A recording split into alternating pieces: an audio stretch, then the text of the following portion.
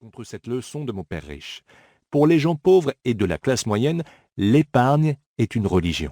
Ils y voient ce qui les sortira de la pauvreté et les protégera d'un monde cruel.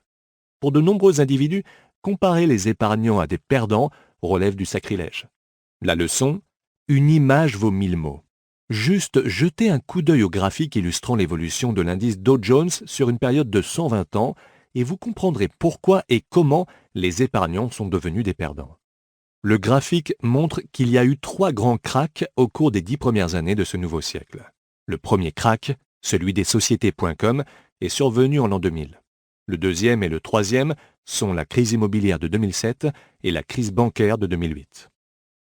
Le monstrueux crack de 1929.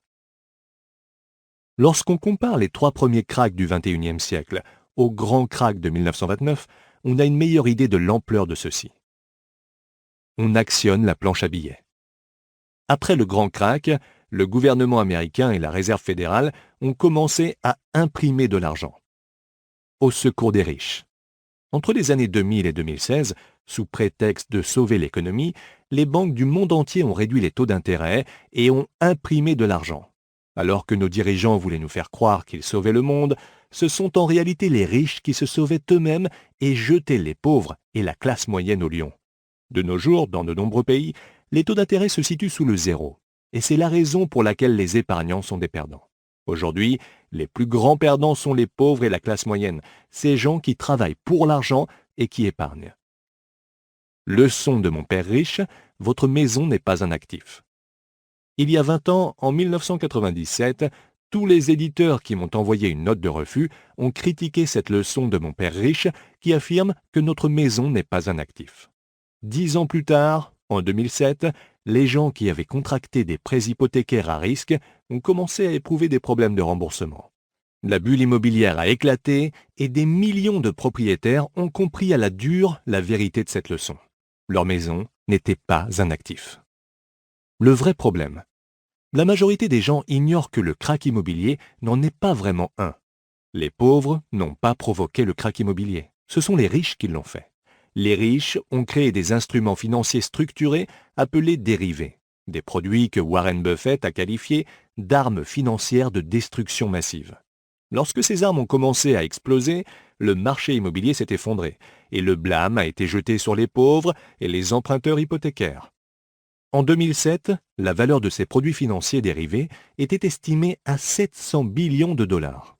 Aujourd'hui, leur valeur est estimée à 1,2 quadrillion de dollars. Autrement dit, le vrai problème n'a fait que grossir. Rien n'a été réglé.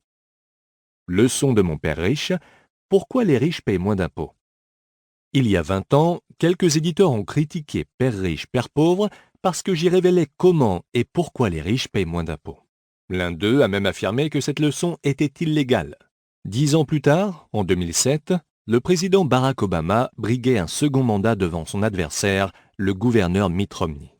Lorsqu'on a su que le président Obama versait au fisc environ 30% de son revenu et que le gouverneur Romney n'en versait que 13%, la campagne de Romney s'est engagée sur une pente descendante qui allait lui coûter la présidence. Et encore une fois, les impôts ont été au centre de la campagne présidentielle américaine de 2016. Au lieu de tenter de comprendre pourquoi des individus tels que Mitt Romney et le président Donald Trump paient moins d'impôts en toute légalité, les pauvres et la classe moyenne se mettent en colère. Même si le président Trump promet de réduire le taux d'imposition des pauvres et de la classe moyenne, la réalité est que les riches paieront toujours moins d'impôts. Et ceci nous ramène à la leçon numéro 1 de mon père riche. Les riches ne travaillent pas pour l'argent. Tant et aussi longtemps qu'un individu travaille pour l'argent, il paie des impôts. Mais lorsque la candidate Hillary Clinton a promis d'augmenter le taux d'imposition des riches, elle ne parlait que des gens qui touchent des salaires élevés, médecins, acteurs et avocats, et non pas des ultra-riches. Il y a 20 ans. Bien que Père riche, Père pauvre n'ait pas connu un succès immédiat, comme l'album Sgt. Pepper des Beatles, il s'est inscrit sur la liste des best-sellers du New York Times en 2000 et il y est resté pendant près de 7 ans. Et toujours en 2000, Oprah Winfrey a communiqué avec moi. Elle m'invitait à son émission.